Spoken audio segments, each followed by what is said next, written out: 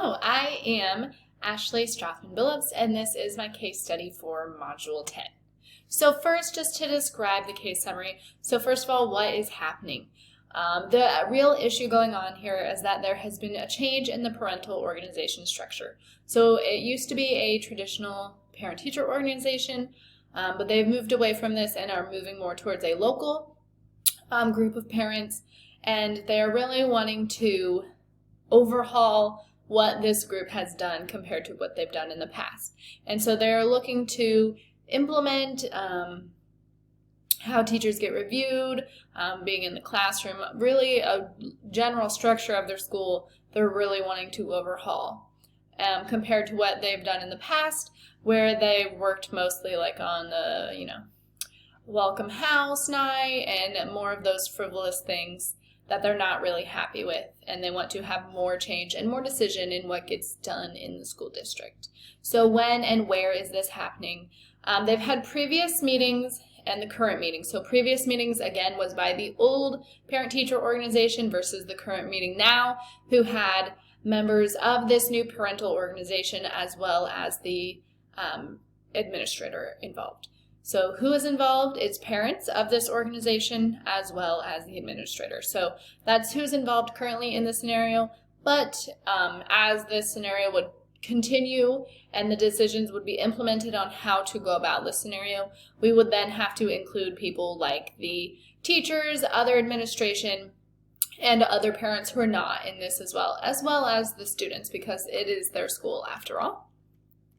If we look at the legal and ethical issues that are really happening in this scenario, so first starting with if anyone has been harmed, and currently the issue is no, nothing has been implemented yet, but there is potential for harm in the future. So there could be potential repercussions that could happen if the parent organization got their way. So some things that could happen would be some legal issues. They would be a breach of the law as well as contractual issues. So this would be potentially harming the students because there's things that the parents of other kids aren't allowed to know and things that students aren't allowed to know. And if we just welcome anyone into our classrooms, this will be a breach of some students' privacy. And then as well as contractual issues, so this would be a breach of privacy for the teachers as well. And there are just rights that teachers have that any parent can't demand to go against. So a quote that I thought described, or a sentence that describes what is happening here. So a newly formed parent organization wants more say and control over decisions made in the district and is borderline overstepping appropriate boundaries. So if we look at the facts as a whole of what is currently happening, so people involved, we have the parents of the parental organization as well as that administrator who is there at the parent meeting. And what do we know about them? Currently, there's not much that we do know. We know that it's parents within a district, and the administrator is the supervising principal at that building. We don't know. Some of these parents are people who were involved in the previous parent-teacher organization, but it doesn't tell us if they all were, if they all weren't. We don't know the age of their kids or anything like that. And then as far as knowing the place this scenario takes place in, we are unaware of the location or the demographics of the school. And then the type of program, it seems to be that it could go either a private or public education, and there's not much other additional information besides the fact that we know this is no longer a traditional parent-teacher organization, and that they've dropped out of that group and have created their own. If we review and kind of summarize and prioritize our information. So potential damage that could happen here in this scenario if this were to continue, and even if it doesn't continue, there's still going to be damage caused from the relationship that has been damaged. So starting with the stakeholders. So this includes parents, teachers, students, community members, faculty, admin. There's going to be damage whether this is implemented or just damage from the relationship issues that this could cause if they decide to put a stop to this. And then as well as I think there's damage to be done to the community awareness as well as with the transparency. So both of these things that kind of go hand in hand, we really need to find out what the true issue and what the parents are having a problem with. Why is it that they want to have a stronger grip and say as what's happening in our schools? Why is it that they want to be in the classroom? So maybe they already feel, the stakeholders, the community, the parents, that the district isn't being transparent with them, or that they're hiding something, or they're not doing their job appropriately. So I feel like we really need to address those issues first before we can fix the issue that's happening at hand. So am I informed enough to make a decision currently? And I don't really think so. I think we need to know those deep why questions before we are able to move on with this. So looking at Section 6 are options for moving forward. I've laid out 3 different options here. One being with no opposition, and 3 being the most strict towards the PTO group. So starting with 1, we allow the parental organization to proceed with proposed changes. So with that being said, this would mean the administrator is not pushing back against them and is pretty much giving them full reign. That's option 1. And then if we move to the opposite side, I'm going to start with 3 next. This would be we prohibit the parent organization from making any changes, and we force them to continue operating as they have done in the past. So this would really shrink down their say and grasp of things that get decided in the district, and it would be more of those superficial things as it has been in the past, like the welcome house night, open house night. And then in the middle of these 2 options, we have option 2, which is to develop a plan to understand the why of the parental organization and why they feel so uncomfortable with the current situation, and implement appropriate changes to satisfy them. So let's look next at the pros and the cons of each of these different scenarios. So first, if we look at option 1, which was the no opposition option, this is where the administrator at the meeting is just going to let them move forward with what it is that they're wanting to do, where they have more say, get to come into the classrooms and dictate what kind of curriculum and teacher evals are happening. So I'm calling this no opposition. A positive of this is that it's going to please the parental organization and have high parental engagement. These are really great things. We want our parents to be engaged, and we want them to be satisfied with what our district is doing.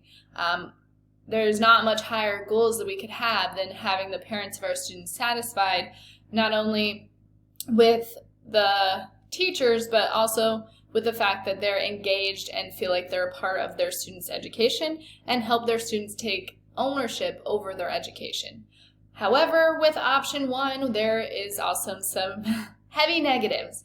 So the negatives that I have written out here are that we risk breaching contract with the teachers, and then we're also risking student privacy. So breaching contract is not something that would be risked. So as long as we're aware of this, I believe that option 1 is not something that we can move forward with, just because that teacher contract is sacred. As well as the student privacy.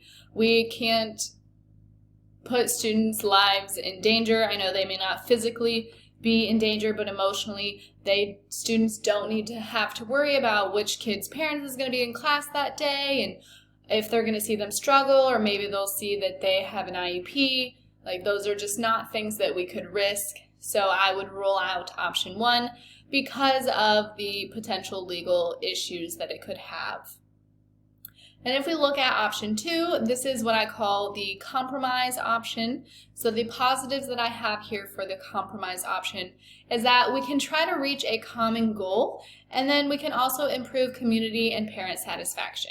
So I really want to talk about reaching that common goal. So my plan for the compromise option would be that we really go forward and implement something that helps us understand the why of the parental organization. And so if we can understand the issues that they're having, we then as an administration and as a district can try to meet those issues ourselves without bringing in the possible legal issues. So if we understand what is making them uncomfortable, what they think needs to be improved upon, we can still work to meet those needs of the parent-teacher organization, but just solving that issue in a different way.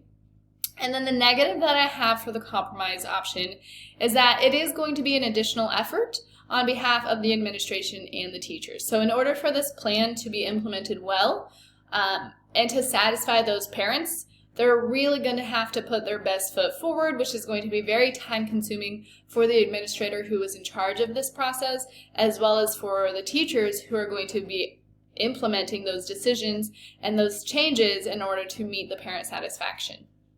And then if we move to option 3, this is what I was calling the opposition option, where we really put our foot down and stopped the parental organization. So the positive that I have here is really a huge positive. We are avoiding legal and ethical issues, which great. We have to do that. But the negatives here are also pretty positive.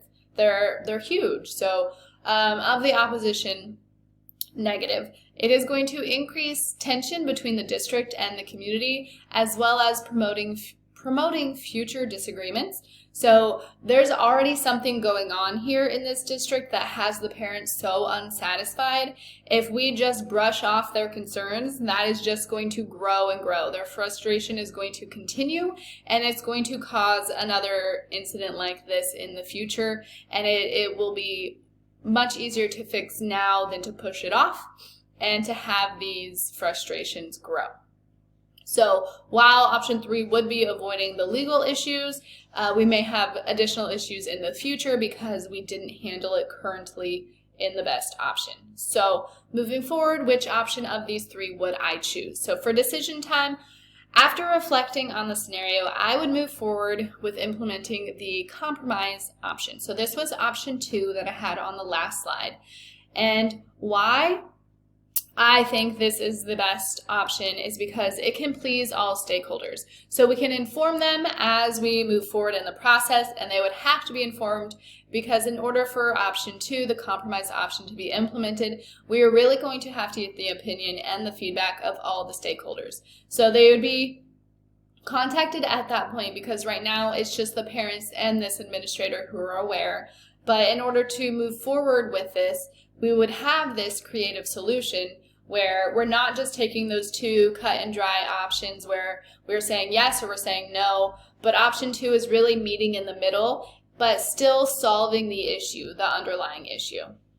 So it's a creative solution, and what it would look like is solving the issue at a rooter and deeper level. So if we look at how we would go about doing this, so first thing that would need to happen, we would want to explain the scenario to the parental organization as well as the staff. So we would want to do these both first. It wouldn't matter which one you started with, but we need to emphasize that compromise is necessary from all of our constituents. So whether that be from the parents or from the staff, but we need them both to understand that we can't just say yes to the parents. We need to explain to them the legal issues that would cause, and we can't just say no to the parents. We need to explain that portion to the teachers, because if we say no to them, it's going to cause increased tension that the teachers will feel in the classroom and increased tension that the district will feel in the future. So explain to both groups of people why it is that we're picking this option, and hope that they understand why it is legally that we have to pick this option. From there, the second thing that we would need to do is understand that we can't please all people involved. There's going to be some who are unhappy. There's always people who don't like change, and while that's not okay, it kind of has to be okay. So there's going to be a parent or two who's not going to be happy with this scenario, but you just have to reassure them that legally this is the best we can do, and with this option we will try to do our best, and we're still going to meet the needs of those parents and still try to fix it, whatever it is they have concerns about, and we can be open and honest as we need to be and report the issues that we find back to them.